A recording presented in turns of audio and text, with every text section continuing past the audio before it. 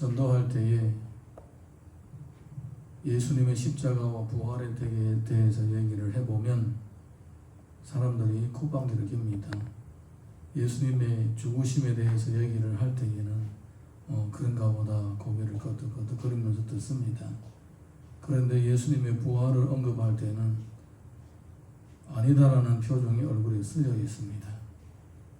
예, 물론 그 듣는 사람도 그렇게 생각을 하고 있겠지만 사실은 우리도 예수님을 믿기 전에 부활에 대해서 믿지 않았습니다.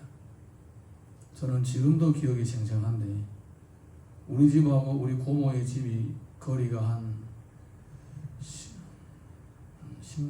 5km 정도 됩니다. 5km 정도가 되는데 우리 마을에서 우리 고모네 마을에 가자면 중간에 1km 사이에 조그마한 마을이 하나 있고 그 마을을 지나서 한 2km 더 가게 되면 그 다음에는 길이 없습니다. 늪이 쫙 있고 늪이를 돌아서 한참 돌아서 늪이를 돌아서 그 다음에는 밭을 지나서 그냥 논밭에 길이 있는 거예요. 차들이 겨우겨우 다니는 길이 있는 것입니다. 그 길을 쭉 돌아서 다시 이제 높은 언덕, 엄청 높은 언덕입니다. 언덕을 지나서 산은 아니고 그냥 언덕입니다. 언덕을 지나서 또한 몇백 미터 걸어야 우리 고모네 사는 집을 그 마을에 가게 되는 것입니다. 그건 저는 어릴 때부터 이제 그 길을 낮에도 다니고 밤에도 다녔습니다. 한 10살 그때 밤에도 다니는 거예요. 어릴 때 귀신 얘기를 얼마나 많이 합니까? 어른들이 귀신 얘기를 많이 하는 거예요. 자꾸 밤에 바깥에 놀다가 길을 잃어 집에 못 돌아올까봐 귀신 얘기를 많이 합니다. 무서워라고 밖에 나가 다니지 말라고 일부러 귀신 얘기를 많이 하는 것입니다. 들을 때는 무서운데 막상 삶 가운데서는 귀신의 존재 자체를 믿지 않는 거예요. 귀신은 안 믿는 거예요. 예. 그래서 밤에 혼자서 그 길을 다녔습니다. 아니 귀신이 아니라 그 당시만 해도 늑대도 있었고 뭐 그런 상황입니다. 여우도 있고 이런 상황 들짐승들이 좀 있었습니다. 그런데 혼자서 밤에 가끔 있다가 그 길을 다닌 거예요. 겨울 같은 경우는 늪이 얼어버리니까 늪이 꽤나 큽니다. 늪이 얼어버리니까 그냥 그 위로 길도 없는데 얼음을 밟고 그 길로 막 지나다니기도 했습니다. 예. 그러니까 뭐 귀신은 안 믿는데 영의 존재 자체는 안 믿는 거예요. 그러니까 19살 때에 연변에 있을 때에 어떤 분이 하나님에 대해서 얘기를 하는데 온 밤 하나님의 존재를 부인하면서 하나님은 없다. 하나님 있으면 한번 보여주시오. 뭐 이렇게 다퉜습니다. 온 밤 그냥 쓸데없이.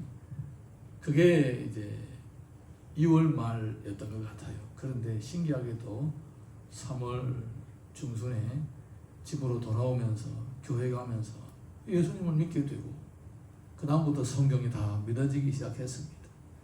할렐루야. 네, 이거는 하나님이 하시는 일입니다. 뭐 우리가 뭐 과학을 몰라서 부활을 믿는 것도 아니고 우리가 못 배워서 부활을 믿는 것도 아니고 어리석어서 부활을 믿는 것도 아닙니다. 이 성령께서 우리 안에 믿음을 주시니까 성경 첫 페이지부터 태초에 하나님이 전지를 창조하시니라 그 말씀부터 믿어지는 거예요. 네, 말씀부터 믿어지는 것입니다. 이것은 뭐 부활이 사실이냐 아니냐 이것을 우리가 얘기는 하지만은 성경에 기록되었기 때문에 얘기는 하겠지만은 그거는 어디까지나 듣는 사람들에게 성령이 역사하시느냐 역사하지 않으시느냐에 따라서 달라지는 것입니다. 자, 우리 오늘 본문의 말씀 12절 읽습니다. 시작. 그리스도께서 죽은 자 가운데서 다시 살아나셨다 전파되었거늘 너희 중에서 어떤 사람은 어찌하여 죽은 자 가운데서 부활이 없다 하느냐. 지금 현대인들이 과학이 발달하고 기술이 발달하고 또한 논리적인 생각이 철두철미할지라도 그래서 부활을 안 믿는다 해도 사실 지금 아니라 옛날부터도 부활을 안 믿는 사람들이 많았습니다. 지금만 사람들이 똑똑한 게 아니라 옛날도 사람들이 다 똑똑했습니다. 아무리 봐도 부활은 없을 것 같다. 그래서 예수님을 믿는 사람들 중에서도 부활이 없다는 사람이 있은 거예요.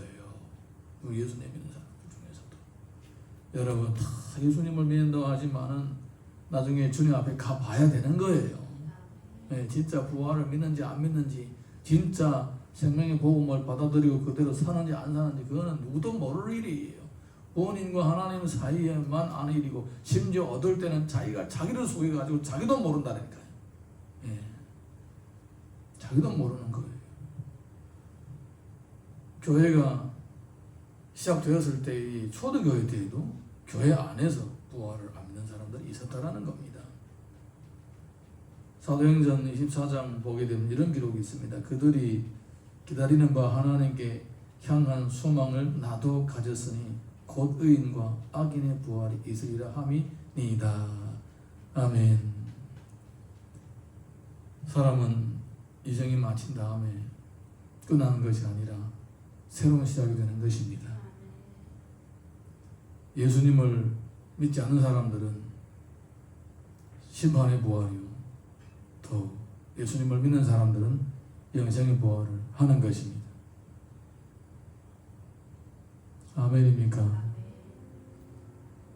자, 우리 13절에서 19절 이어서 읽습니다. 시작. 만일 죽은 자의 부활이 없으면 그리스도도 다시 살아나지 못하셨으리라. 그리스도께서 만일 다시 살아나지 못하셨으면 우리가 전파하는 것도 헛것이요 또 너희의 믿음도 헛것이며 또 우리가 하나님의 거짓 증인으로 발견되리니 우리가 하나님이 그리스도를 다시 살리셨다고 증언하였습니다. 만일 죽은 자가 다시 살아나는 일이 없으면 하나님이 그리스도를 다시 살리지 아니하셨으리라. 만일 죽은 자가 다시 살아날 일이 없으면 그리스도도 다시 살아나실 일이 없었을 터이요 그리스도께서 다시 살아나신 일이 없으면 너희의 믿음도 헛되고 너희가 여전히 죄 가운데 있을 것이요 또한 그리스도 안에서 잠자는 자도 망하였으리니 만일 그리스도 안에서 우리가 바라는 것이 다만 이 세상의 삶뿐이면 모든 사람 가운데 우리가 더 불쌍한 자를. 만약에 부활이 없다면 그리스도도 부활하지 않으셨을 것이고, 만약에 부활이 없다면 부활을 전하는 사람들이 전부 다 거짓말장이고, 만약에 부활이 없다면 부활을 믿고 사는 사람이 가장 불쌍한 사람이다. 예, 이렇게 변증학적으로 부활이 있다라는 것을 얘기를 하고 있습니다. 그런데 왜 자꾸 부활을 얘기를 하느냐? 왜 예수님이 부활을 했다고 하느냐? 예, 고린도전서 15장 3절에서 8절 보게 되면 이런 내용이 기록되어 있습니다.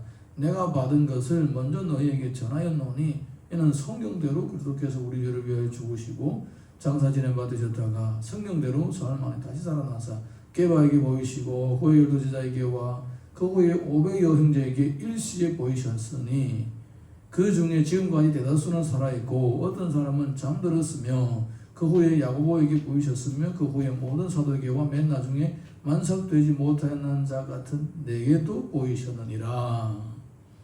사도 바울은 직접 부활하신 예수님을 만났습니다. 그러니까 부인할 수 없는 것입니다. 내가 눈으로 봤는데 내 귀로 듣는데 어떻게 부인할 수 있느냐 이것입니다. 그리고 나는 그렇다 치더라도 직접 예수님과 3년 반 동안 같이 다녔던 사람들 중에서 그 예수님이 죽으신 것도 다 목격하고 그리고 40일 동안 부활하신 몸으로 보여주시면서 가르친 것도 다 봤고 승천하신 모습까지도 본 사람이 한두 명이 아니다라는 겁니다. 많은 사람들이 다 봤다라는 거예요. 그리고 그 본 사람들이 지금 다 직접 예수님의 부활을 증거하고 있다라는 거예요. 그 사람들이 다 죽은 게 아니라 지금 살아서 있다라는 거예요. 가서 물어봐라는 거예요. 봤느냐 못 봤느냐. 예, 그래서 그 사람들이 다 봤다고. 그래서 자기도 직접 게바를 만나고 야고보를 만나고 확인을 해본 거예요. 혹시라도. 그래서 확인해 본 거예요. 그래서 확인한 결과 맞다라는 것입니다. 예. 전혀 서로가 상의가 없이 각각 다른 곳에서 다른 상황 가운데서 부활하신 예수님을 만났는데 자기들끼리 서로 만나서 맞춰보니까 똑같은 거예요. 할렐루야. 이것이 바로 기적인 거예요. 이것이 바로 기적인 거예요. 믿느냐 안 믿느냐 그거는 각 사람에게 달려 있는 것이지만 예수님의 부활은 역사적인 사실입니다. 할렐루야. 우리는 잘 모르지만 역사학자 요세푸스의 기록에 보게 되면 예수님에 대해서 기록을 했대요. 직접 그 문서를 우리가 확인해 보지는 못했지만 직접 갈릴리의 어떤 한 청년이 이러다라고 이렇게 기록이 있다고 합니다. 학자들이 문서를 확인해 본 바에 의한다면 그러니까 예수님 자신도 역사적인 인물이시고 그리고 예수님의 죽으심과 부활도 다 역사적인 사실입니다. 자, 이어서 우리가 20절에서 25절 읽습니다. 시작. 그러나 이제 그리스도께서 죽은 자 가운데서 다시 살아나사 잠자는 자들이 첫 열매가 되셨도다. 사망 한 사람으로 말미암았으니 죽은 자의 부활도 한 사람으로 말미암았도다. 아담 안에서 모든 사람이 죽은 것 같이 그리스도 안에서 모든 사람이 삶을 얻으리라. 그러나 각각 자기 차례대로 되림이 먼저는 첫 열매인 그리스도요 다음에는 그가 강림하실 때에 그리스도에게 속한 자요 그 후에는 마지막이니 그가 모든 통치와 모든 권세와 능력을 말하시고 나라를 아버지 하나님께 바칠 때라. 그가 모든 원수를 그 발 아래에 둘 때까지 반드시 왕노를 하시리니 맨 나중에 멸망받을 원수는 사망이라. 그리스도의 부활은 첫 열매입니다. 그러니까 예수 그리스도께서 부활하심으로 인해서 사람들에게 보여주어서 다 이렇게 부활을 한다라는 것을 모범을 보여주신 것입니다. 예수님이 요한복음 기록을 보게 되면 예수님이 이렇게 말씀하십니다. 나는 부활이요 생명이니 나를 믿는 자는 죽어도 살겠고 오래 살아서 나를 믿는 자는 영원히 죽지 아니하리니 이것을 내가 믿느냐. 예수님은 자신은 곧 부활이요 생명이라고 했습니다. 예수님을 믿는 사람들은 나중에 다 예수님처럼 부활합니다. 할렐루야. 오늘날도 교회 안에서 그냥 상식의 범위 내에서만 생각을 하는 기독교인들이 많이 있습니다. 부활도 기적도 영도 다 믿지 않고 그냥 내게 신앙이 필요하니까 또 사람들과의 만남과 교제가 필요하니까 이렇게 일상적인 생각의 범위 내에서 영적인 세계와 전혀 관계없이 이렇게 종교 생활을 하는 분들도 있습니다. 그렇지만 성경은 복음의 핵심은 바로 예수 그리스도의 십자가의 죽으심과 부활이라고 가르치고 있습니다. 십자가와 부활을 빼놓은 신앙은 성경에서 가르치는 정통신앙이 아니고 또 십자가와 부활을 빼놓으면 그거는 참된 복음이 아닙니다. 진정한 복음은 우리가 나중에 어떻게 될 것인지 보여주고 있는 것입니다. 뿐만 아니라 이 땅에서 우리가 그렇게 믿고 또 이 말씀의 인도하심을 따라서 살 때에 우리가 직접 이 놀라운 은혜를 체험하게 되는 것입니다. 즉 예수님이 지금 살아계시다라는 것을 체험하게 되는 거예요. 물론 그 당시에 갈릴리 바닷가에서 눈으로 육신으로 이 땅에 오신 예수님을 보듯이 그렇게 볼 수는 없겠지만 여러 가지 모습으로 영적인 경험으로 예수님의 살아계심을 체험하게 되는 것입니다. 할렐루야. 자, 우리 마지막으로 27절 28절 읽습니다. 시작. 만물을 그 발 아래에 두셨다 하셨으니 만물의 아래에 둔다 말씀하실 때에 만물을 그 아래에 두시니가 그 중에 들지 아니한 것이 분명하였도다. 만물을 그에게 복종하게 하실 때에 아들 자신도 그때 만물을 자기에게 복종하게 하시니 에게 복종하게 되리니 이는 하나님이 만유의 주로서 만유에 계시려 하심이라. 이 얘기는 무슨 얘기냐면 예수님은 이위 성자 하나님이십니다.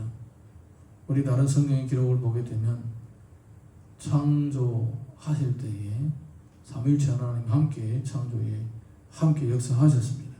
그런데 예수님은 하나님 자신을 보여주시기 위하여 이 땅에 육신을 입고 오셨습니다.